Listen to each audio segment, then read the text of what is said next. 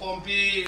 takit hon khompi kache khompi mi tum ho zala zana kan pe ni he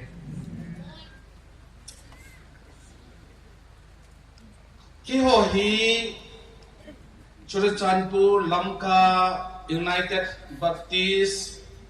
Convention meeting adinga hislaya hi tarik som lakhat Rani Mondi ni atu 7:30 Verdunga hislaya dari akatinga ba Executive Secretary pa in tao na mangdinga kitingan si a tao na kamanwa sa hi katipat dowa Reverend Dr. Visitor Kalapao ay katsiyo hitay Etihin Lamka Turpi Pungilit Kiin Kagapungubin Etihin Ginahi Munkat Kasayule Miget Kahi Zilubin Lup Nahi Nga Boom Zin Munni Kakiwam Kendubin Nihi Lamka Bus Parking Presbyterian Synod Hall Office Akun Mili Executive Secretary pa Lamka in Executive Secretary pa in Reverend Kai Gongdu in Reverend Kai Thak in Sutingle Gulhang Driver Lady in Amawai Umuwin Reverend Dr. Visito Ama Lamkai da Kay Kahin Pastor Pagong Lidhin, Sutingle Gulhang, Gungomang driver pa, Mili Chukyo Paidil nga. Presbyterian ho, office kat nga hit, Keho, kaumkit no hit. Isi Chukkaga umdan no hiin, Azini ko in. Isi meeting nga hin, noong tayo, kaumuhin ni hit, kakawin ni hit. Isi lain nga hin, Iho la ading ayang mi ehet kidon ta hidin iho Reverend Dr. Puhin nasat amanjong lung tim lung giat ay ta so share abonin au limin ihi iti pungtum makaya tiket ding hit pung di makaya ka tiket win bukan win iti bukan sai part wihin kiwa yang ka namun ci ka kisuk ta ini he iti nikha punggu makaya hin ho form na Kai form na kat kani juga. Isa iho Reverend Dr. Puhi speaker apangin. Kutong sa tirho na. Iti patsinay to waiha diuhang. Iti United Baptist Churches Convention hit iting ha tiding ham. Tilam pitidorin patin tua. Nasatin tirho na ingewin. Mipi yung akipain. Kiho yung sukatha unumin. Isda kihonhin. It's United Baptist Churches Council. It's a Lamkaya mo puding kakithen to hosu aman patiding handa na tao na ini piwin iti huwin kayo na ito kung kikhen tao ini he. Iti ba ito ka sa kating kakithen lahin kayo ni he kagi na kasi hantaan Pastor Paul Golan de Reverend Kai Thadhi Kat mong din kaya ho yung kaya na kat dong kuluya ho yung kaya na ihi kaya nihi Reverend Dr. Puhin kay ay puhin na nuhoy kuti nga lupa hete 80 in nuhoy kuti na dyan kaya ang swat yung katong kagin aman zong asubing no o nong zu sumlang apiin at ute wa ng patining at tawag na ipiin kagin kazun hantay Zingkong ông wain, kyo yung kung na wanten kung kipat do kita rin. It's a him, Reverend S.L. Lamkengin, kyo inna, sa nung doon pa diw he, 80 win, ama ho inahin sa katuan pawin, limlong kong kilawin, kalim kilaho, yung siyong sa nadamusuk kay tawin inahin. It's in 6:15 AM ver hung hingti timing kan koi wang exact wang hilo mai ti he 6:15 belehin sa ato nen kong tipat do kita wen Lamka tui ka a hinno ka ti ho di mo vin ni he tanong ten jo yung tipatan ye chi ki khop ne ang chi pata hung ki chai ni jon ki paten in thun ding lung tim lung gel pumin hầu lim nạ cái này gì bên công chỗ lim công kêu lim bên này là bùng hết minute so bị đam cái chi dung về là hiện dù giang tệ công luôn mình buka này lên buka cái này sai vậy đấy cái trên Reverend Doctor u khai ra khăm thọ rồi ông đông viên cái trái hiện lim nhung akilao viên akiho lim viên akichabai akichabai bol viên cái cha tuần chân kêu dù giang tệ tuần chân phong kita bên này cái chuyện anh kêu ông chứ lăng cả tuy cả hiện nung tiền hiện giờ cái xe bằng chân không theo liền riêng viên kêu họ cả không thay hỉ speed không ngay vậy Reverend Doctor phải ra thăm theo lo mình lắm ya tu pur phá đi con cái nào cái này khiến vậy không lại có liềnกันphá viên họ có liền ghé na intri thì bỏ là intri mà kan bỏ sai kan chắc con không cái pan kita vậy cái trái na không kêu gari không kêu lim này gari cái tàu đàn chân nhỉ ai in Indua room ka kyo kenua richi amahor chilai how ge sau sa gi ekati bangwa he gari ayong ti acho ka kiman sa we he chikam ko hung bo in ka kisu khana ule chilai ko lim ki ka a hi ko hung kyo lim na we hin I ho hi tai ga ru ti welcome hung fu pha te ule ki ngau tin kisu thi ngui tin lim trong cái nào thì tiền hiểu thì à hết công kêu lim lại tạo à hết tu xiên các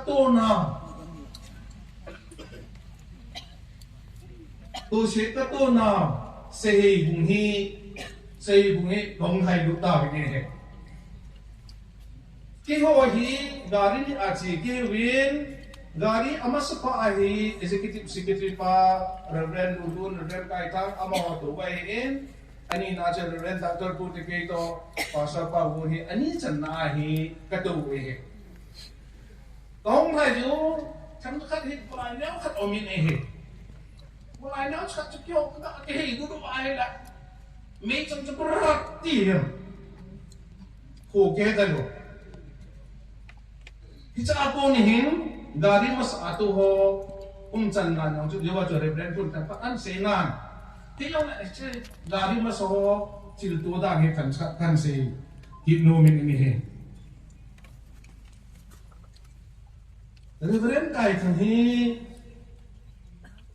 me pum gin chu kazama ne ati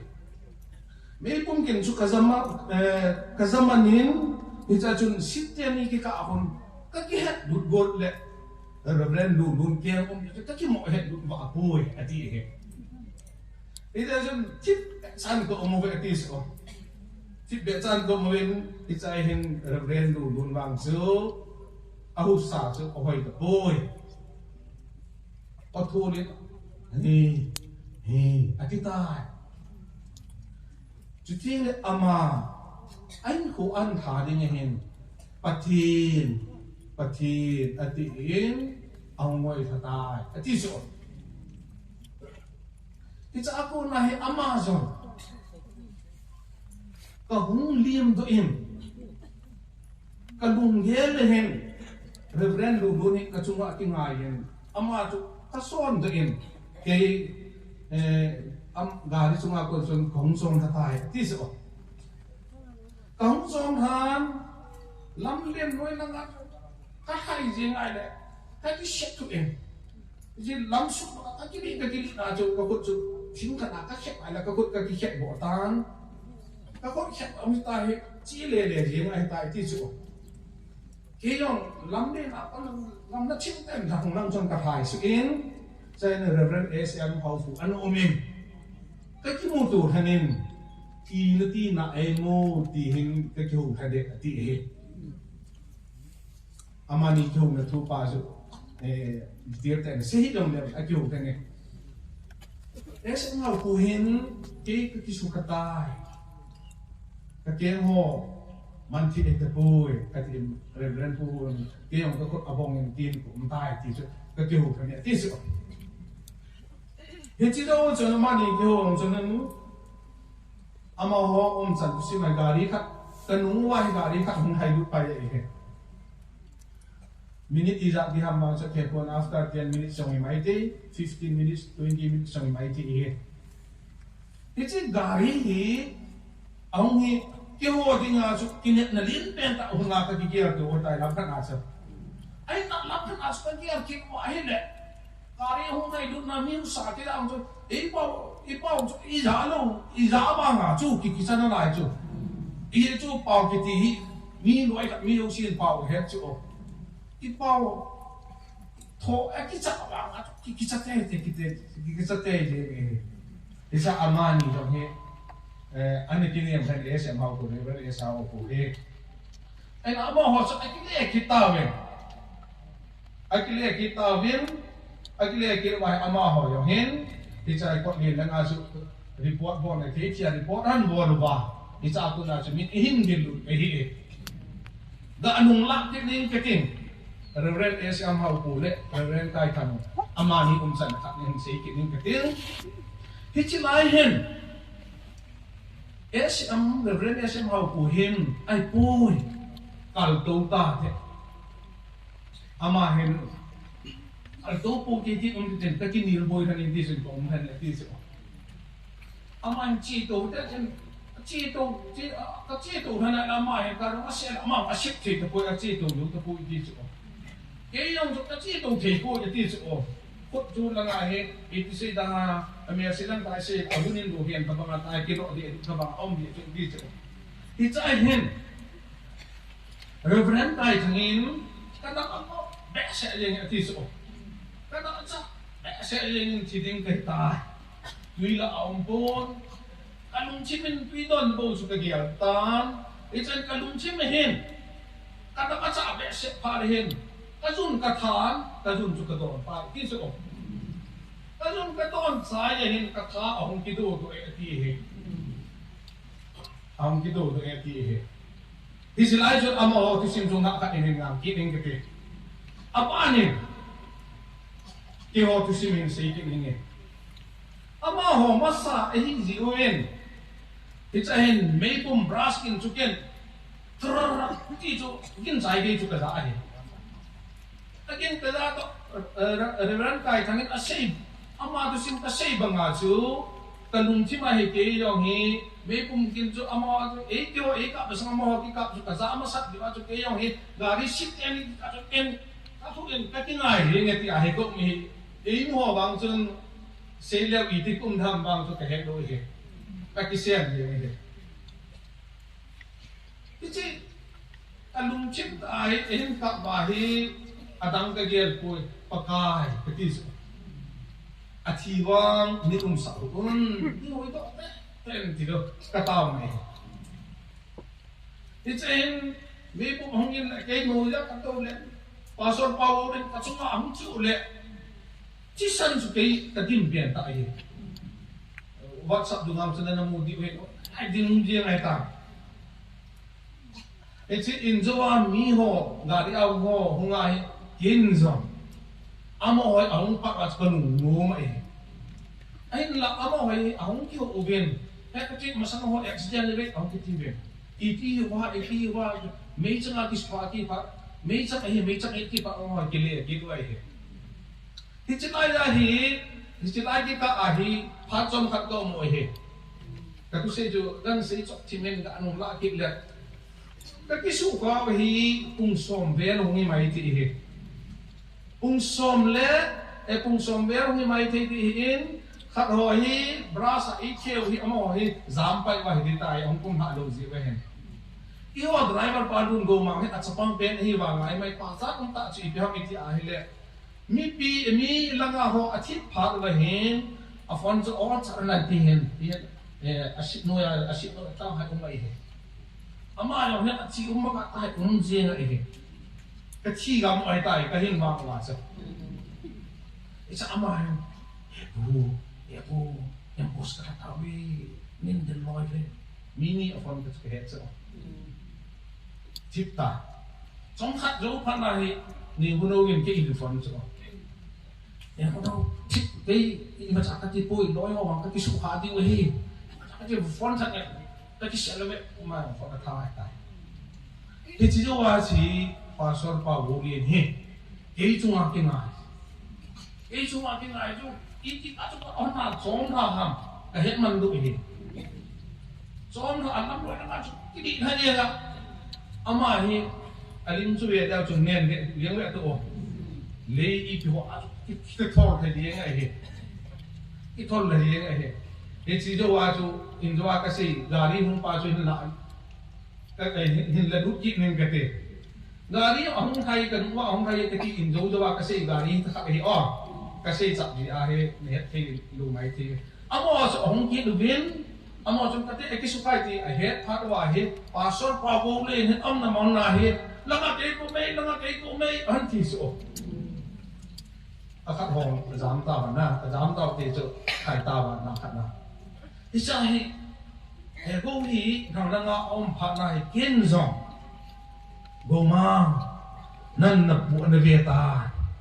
ke pastor pa bo le ko ma ka si de ka ti ilong pot chu kita sa ta ko ta chu tha ma sa le su ji hi aki mi mo the ba ma ke na su su ni nu man po vin na ke ke bo ko ma he ko mai tai ye Israel ka chen la nga ki ning ke hi na khat na sei ke ning ya ke hi ta bang mei thala thi na te din mun nai za ni ka thil to chu ani ve chan na kai pai hi ji ai ken thu sa yong ka za the lo he to a he mi o sa yong ka za the lo mi da to la an asa ka ve na ti san ki kayong ka ve the lo he ti na pon no ka ve the lo he ma so ta ma ve di yong ve lo ka ve ji he am ong ka nai lu ngam lo ye ju ka nai lu ki na le ke ta ki de ta he go ko ma hen ko tan doctor ko le go ma he ga sunga ki ta ha he go hi i ti ji am ke ama ko ma ko cái cả là chúng tôi không thấy cái cả mà máy thì chắc anh bỏ gì ấy về gì này cái trái cái lùng gel gì truy tham hệ cũng hi in gì vàng in normal thì mình không tập rồi cái trái phun cồn khác này hệ có vài hi phun cồn khác này phun cồn này lá cho anh nó à phun này à phun cho thằng lăng hấp bay thải hi cái hình xuống cái xe cái sai thì chỉ lại cái cái hình mi hồ in nung der hồ cho ông không ta mình ấy lăng anh thay thay theo km thì mà ấy lăng à không có lăng à mi khát có một cái mi thum về không sâu về cái gì chứ thì ra hình hệ gấu cơ mà gấu nó con mới ăn phải ta đeo cài ta bay tai thì sao anh ấy chẳng ai he go in ipian se ki men tin he o kai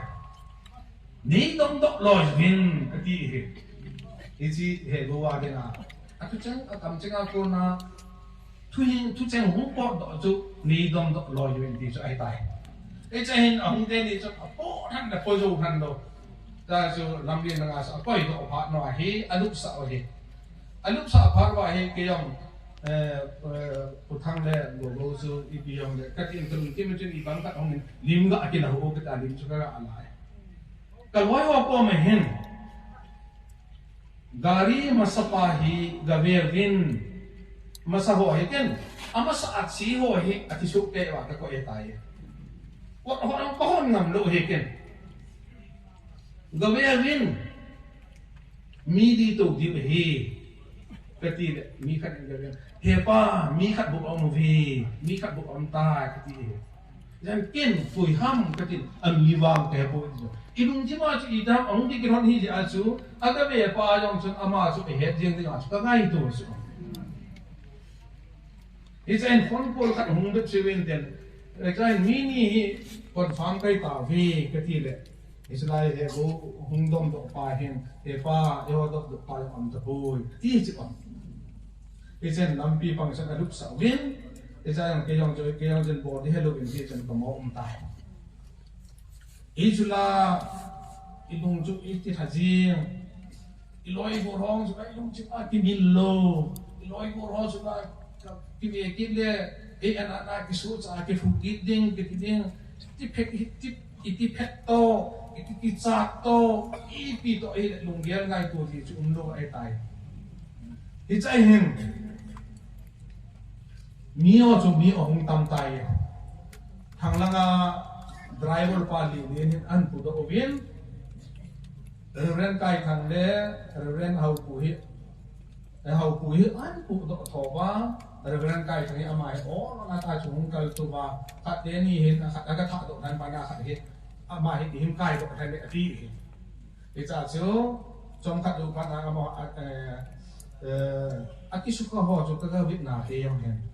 ui lai lai na kisuka in ti ram ti chu kan chi mai kid do ba tai ka kia do ju do tai ya on mo un itam thei de diu ba kaluk namuna su patin he nga ta na kani he ti chu ka sei pi a dang chu ka sei pi lo tai ya still e cha kon jon ka hung do ken ke yang chu khat de ho loi thi lung lang jon pom tan e chu aso cha ki hi ji chu au ma sa au ma nong chi ei to la itang ko kha ji nga phone call chu la chu ti yang so pi una nau te ho tu ni ko nau i ga khet tin tu di wa ka dei chu phone li ka cho e ken langa khat kin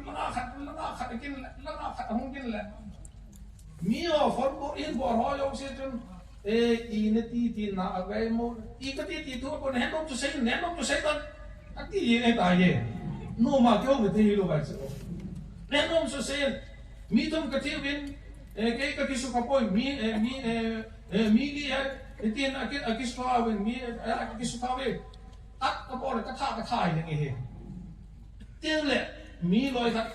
ho phun chu tiang thak la lo thi lu cha sa su ka la pe ki he jo chu ka la le ke phot hong yong le mi sport tim tha jen ichilaya no ho ayong phone pot ke la pe lu yong tam ta no mai the lu he yong le tu ni hin ikhet thêm điều đến pakai mình kan tim ni he it's a hin dil khom mi tam ta om tam police ho hi bin sipai ho hin yo cs ho langa achi ho amin di ding eti ho yengo police ho a chu phat ka si pi sipai ho phat ka si pi it's a hi ke chu ita bangin ko kaman kita em iti ai le sapa hin mi za ni kisu mi za ni hom gari a sha mi get ka hi we ka ti chu mi get ne ule ipidinga mi sigi bo na si ham ati a mi get ke win ai ba mi sigi ka ji do na jun mi khat pa ka he ta pui ka ti ta chu ka lung thi um ta ne na ka lung ge la he ka lo yo mi get ka su kim lo long ta chu i ka ke la bang he lo video viral ka chu be o ka ti a go ma he ka ti na ka na no mu di le asai na lam pen ta hi go mang kan di ger do a ke cha ju mi gi ho chu kan su bu ji ni inung kim ki chim ta do ni yong kim ke de lo ni yong ke te lo cha he e yong chu idang ko ta i pi to islai ya mi hon i pi hin choi pi hon i pi pen choi pi am pi in choi pi hilang na pi don bu de la lang adu na di la ta lo hilang la gote ye ki chan chu ke ho til tu na kan se tan te ki cha hin tu ni ko in ki chnai man hung thei ta hi long leo chi dong phong ho in der ho e ki to pi ho long se hin se la ya yang om long lang ya mi pe phat e au mo ben ato ben hin ke ho nga ga ya ho e sa sa ben e ki to pi ben pan pirin iti ho zo si chumang amo lo si chung ati pa tu kan si ni he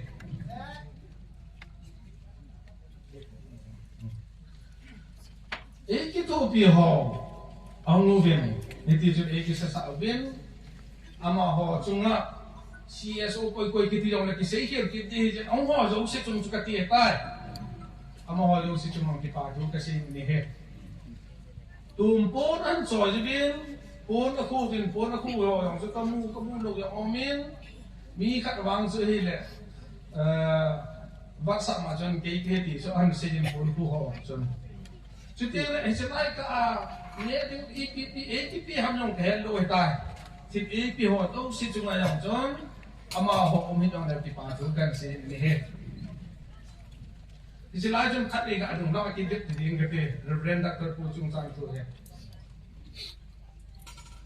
ama hi eka pha kha wa he pa son lu dun da pang sai tai i hang ka se ko ichahi go mang ko ma hi go mi na ko ta yam anti he de bu mi ko ko tai hung ba di tai hung thung di tai ka ti ji he Hesi tu Reverend Pu ama hi kini umkom ke kan diin ha chok hat se piwa hi iti hin ku amangi kin kada ha bu so ama hi ana hai tan hi ti so ama thi chung sang cha ka ga se hi hesi chung chonin ta thu hi ang viral tan ai la mun tin kam tin na jaw thu cha jaw si Ho injun loy, adin namun loy, anato namun loy, hoi lai ka tita puy. Pathin hinga e tau pi ho dau seo. In gel do ho dau seo. Tu ni hin no chung ai dau seo lo ki pa thu kan se ni he. Tu ni ko hin. Loy ho. Amo han ko e ta pu be. Hesi chun hi cha hin ken jong amo ho lu. Dam sa chung chun un am thutan ka ho do in he go le lulun ko ma hin boy ha se khan hin pati nang sa no tan ki chol do ta win itu simu hi mi pi ang sunga ke man kan si ding hi ti a ama hoi kan mai tha he de ji chen jan ne than no chom min chop cha chan tại vì mà năng làm gì làm như mình cũng nói thật ra cái gì này ama hồi là hi igia là ingai tu ai đấy cái ruột nào cái gì để cái vả để nào à cái hồ đi nó ho chút tiền lệ cái nuôi là bố vô cái hồ đi nó ho cái mình chắc là tu đi chân kiến ở mang buồn gia đình một gì trong thế buồn tông gì trong thế buồn mi ingai phone in phone in buồn trong tu chân kia nu mà cái lá bị ông lâu lại thì kia itu orang dia tim suka itu acai nan tunin amo tumin ida hata jong leo kapu Reverend Dr. Visito Reverend Kai Gudun Togo sutin pastor Paugo nato ban ni non tilgon ngai tu na ne ho ihet long su chu mai ta na da ha na to khom pi loi le ko ching nay cái con phong bì họ chính sĩ hin nó tổ đến kia là hết kiểu anh hết cần tổ chính điều hết thì hết à trái năng cái gạo cuốn đội này hết xây hiên xây vàng xây đến cái lon xây lúc ông ai lòng đấy và cái những cái này đang tạo thế cái gì vậy